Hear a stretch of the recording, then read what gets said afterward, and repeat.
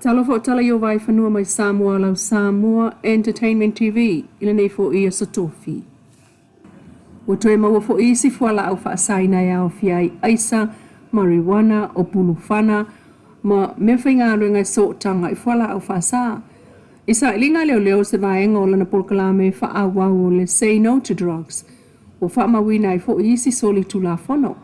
E au fiai ni ili ina maua matao fiane ile ofisa o leo moana suenga o le solulu. Ta fiane a ile li o suliveta lus futau sanga o leo ne.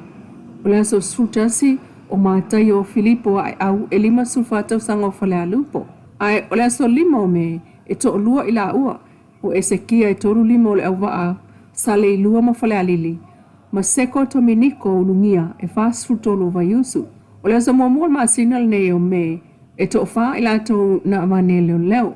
O Felice a jing e toru sfulo sa le ufi ma vai moso. Tai ai ma se malo e fast fulo no le tongo la lo manu ma whanga i savai.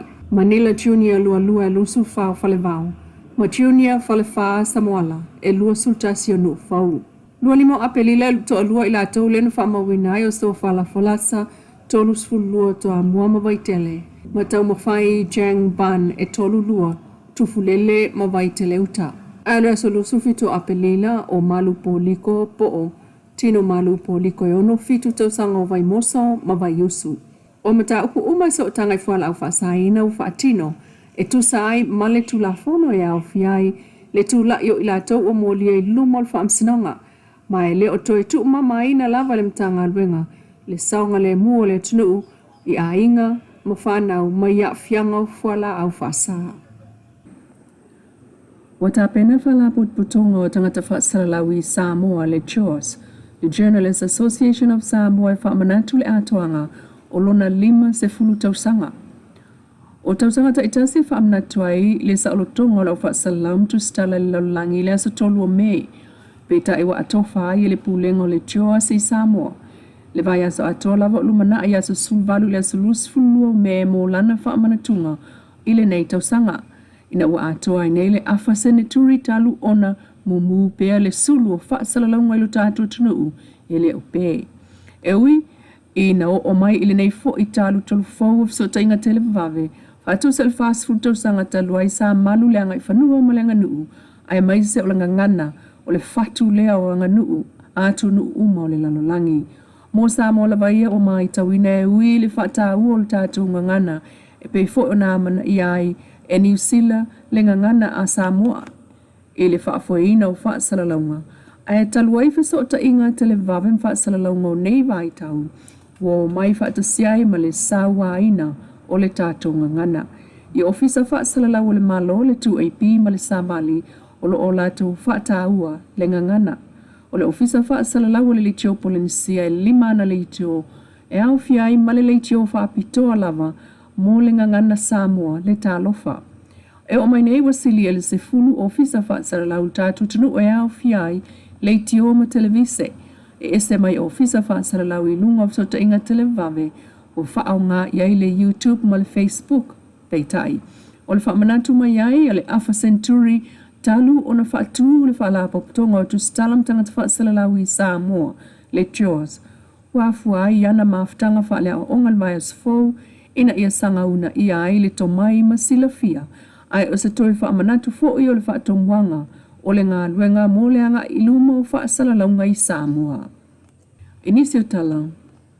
Ele o tu uiti tia ngā luenga whaatino al whaalapo putonga o tau la muai tamaita i o le Brown Girl Walk. Ile whaalaulo ina pia lea o ngā luenga tina e ngā luenga fsusuani mo tamaita i o Samoa. Pe fo ono la tau tā penai, le isia na whailo inga lona whaa ili nei o tausanga, talu na whaamanatu le Samoa National Feminist Forum, po le fono tamaita i Samoa.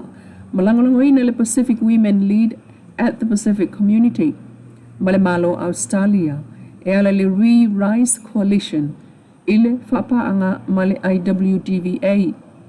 Peita e whaamawina foi, e fitu whaalapo tuputonga o lātou awele langolango, ile nei whaamoemoe e ala ilo lātou awai, i le whonotanga e au fiai le tō whāsina sina le Apelu Sports, le Samoa Whawhawhine ma le Whawhātama Association, Global Shapers Community Samoa, 350 Pacific, Samoa National Youth Council, ma le Sofa Music Samoa. O nei wha a matai I le so, ma le aso a tai au e whai ai le tāno atu si Tala I a pia. Au se melon whaafunga se vaenga, o le whatalanoanga, ma le fionga le pān mia peon māsani ai vai aso taitasi o ngā whono ala na kāpeneta. Sunga la ule le mali toa le watea pala tai vau, Forsi Schmidt. Sa whiriwhiri ai le tamaitai pule o le ofisa o tausi mā vaenga. Ua tofi ai le sa tawaveina ia Tuitonga, Christina, Antela te o Faitele. E tawaveina le mtanga luenga o tausi mā vaenga o le sitolotosanga. O le nei a tofinga o malava na tu mā vai tūlanga o le whiriwhiriina. E ala mai komisi ai mai se foi tūlanga I la tōn whiriwhiria alo ia. Le tawaveina e Tuitonga Christina o le tātou mtanga luenga o tausi mā vaenga. O le so na whiriwhiri ai le pule siri fogo le tātou Samoa Water Authority, o le tātou pulenga le swa vai le tātou atunuu, o whiriwhiri ai le fionga ia leota na mula ulu ma wala I vao. O maua o se tamaitai, ma ua whaifaisi lewa o na whainga luenga I tono mtanga luenga au nanga tau swa vai le tātou atunuu. Ia sa to fato lima I la tau sa whiriwhirina usai foi ma whaasolonga o inga ma mea umar whiriwhirina le tātou mtanga luenga le pisasi. Ia ma tūlanga le tātou MPE. Ia ma mamori mai ele au tasinga o le whiriwhiringa. Whiriwhiri ai le fionga ia leota na mula uru ma wala I vao. O le isi tātou whaurulunga mtanga luenga le whiriwhiri le so mtanga luenga tiute. Ia o whiriwhiri ai e le kāpeneta ma le fionga le minister le fionga ia Muripola le malu Teofilo. Ia o le whiriwhiringa le nā ua mamoli mai le tātou mtanga luenga tiute ua ngawha iai le tātou whiringa nei u iai whiriwhiringa le tātou komisio ngā luenga le malo, pisasi. Ia mai ai le lato whaiunga I le so matalia le fionga I le minister tiute. E fionga masina lupe e whiriwhirina o Muripola le malu Teofilo mo ia tofinga. O nisi mta upu sa whatalareina le so sa ami whapito ai le tanga luenga o aonga e winga le tātou OTG program.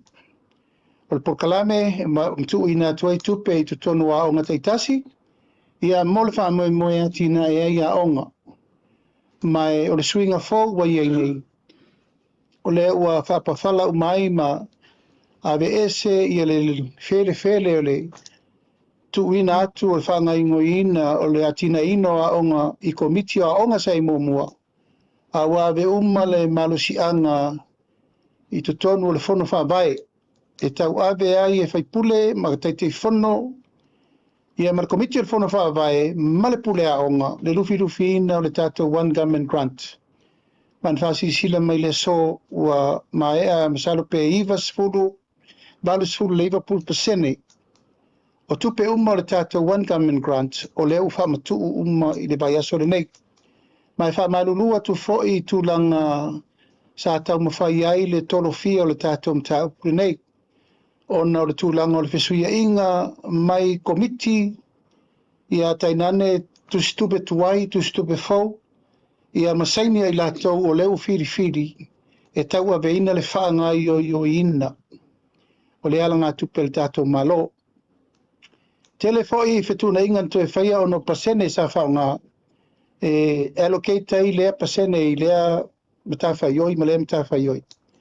O te tala lea vanoa e mwhailawa na whetuna I ai so se mea tala whenga I ai una whetuna I tupe. Paulava lea o le awana ni toa lia se tupe, ai whaalu tupe tala whea ngai, mō le wha ngai o ina ma le tongina uma o tūlanga o mea lo mana o mia. Ma e saini tō tolu I la tolu tu stupe, e saini le pule a onga, e saini le taitei fono o le fono whawai, ma saini le komiti o a onga I tu tonu o le fono whawai. Pa per whiriwhirina o komiti o fono whawai le teimine nei. Ma iai lava le sui o le fono whawai o lana matawhaioi o mea tau aonga. Ia o le la tauna matai tuina o le whamoe moe. ina ia wana ito e ise me tasi e whale tonu i ngai o ina o le wha ngai ngo ina o te tonu a onga. So se matawhai o i lava e anga i aile ngarue ina o tātou a onga. Wa avei foi le tua lalo ma le wha manatu o le tātou ka peneta i le so. Ina ia whiri le lei tūlanga o le wha tūlangana o a onga amata. Kai nane le lestala ina mai o a onga fau. Ne ia ngaru e whatasi inu umai tūmalo e o lo lato tau mawhaia, le tūlanga o le whatuino a onga fau. Ia ai tūla ia i le tūlanga o le whamoe ina ia o ngā tūsa fuafuanga le tūmalo, ma fuafuanga le tanga luenga a onga. O le mela leo le umana whau o le whale a onga le tūmalo. Ai toi o mai lo viso a onga, o lo iei whawhita audi. Le lava whai a onga, le lava me whatino i me uma. O lo no winga, ai le i fausia se whale a onga fau, po se a onga whatai te i fau. Tauna longo le tanga luenga a onga i muri ta ia, me uma, mo le wha ngai o ina. Utulanga uma peo na iaile, wha moe tūlanga o me tau a onga i tono le tātou atino. Sa whatara noina fo i le so tūlanga o loo o iaile tāpenanga le tātou poloketi o le miliona Tala, o loo wha ngā solo pea tau lumanga o le ilo ina o tārsanga e tuina mai te tonu o le tātou mtanga luenga.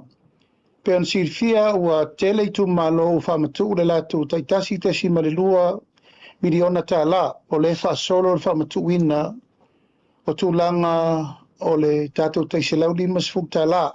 E iei tu malo o opo e tu malo o le tau wha atoa a lo wha solo pea ia inga e whamatu wai le taitolu se la wafi. Ia onga taitasi e whaamalie umai a onga ele i maua uma ona o le toa tele o tangata nuu o leitu malo ma leitu malo. O mawhailana whetu na ele kapeneta i le so. Whailep so soani ia le atu i wharetupe e manau mi a ile taitolu se la wafe.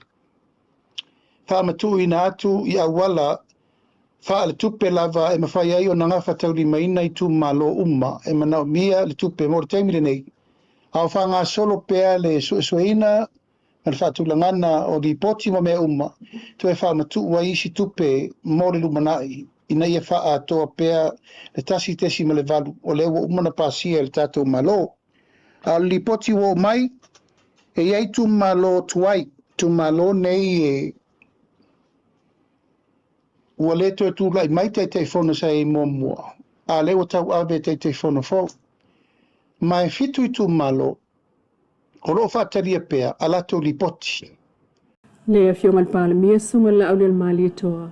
Ai o tala na iau Vaifanua mai Samoa. Stautua whai pea a le Samoa Entertainment TV.